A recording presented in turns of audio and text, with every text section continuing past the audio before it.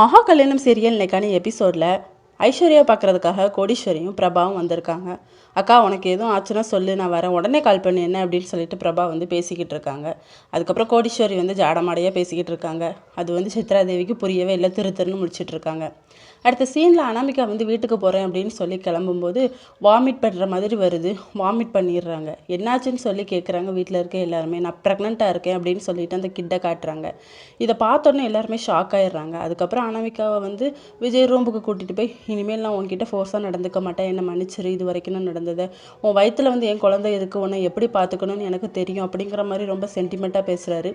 இது எப்போ நடந்துச்சுன்னு உனக்கு தெரியும்ல, நீ ஒரு நாள் ட்ரிங்க்ஸ் பண்ணிட்டு வந்த அன்னைக்கு தான் அப்படின்னு சொல்லிட்டு, இதெல்லாம் நீ என்கிட்ட சொல்லணுமா அனாமிகா, இனிமேல் பாரு நான் உன்னை எப்படி நடத்துறேன்ட்டு அப்படின்னு சொல்லி ரொம்ப பாசமாக பேசுகிறாங்க. அனாமிகா வந்து மனசுக்குள்ளே நினச்சிட்டு இருக்காங்க, சரி சரி இதையே நான் அட்வான்டேஜாக எடுத்துக்கிட்டு சீக்கிரம் உன் குழந்தைய வயிற்றில் சுமக்கிறேன் பாரு அப்படின்னு சொல்லிட்டு. இதோட அன்னைக்கான எபிசோட் முடியுது.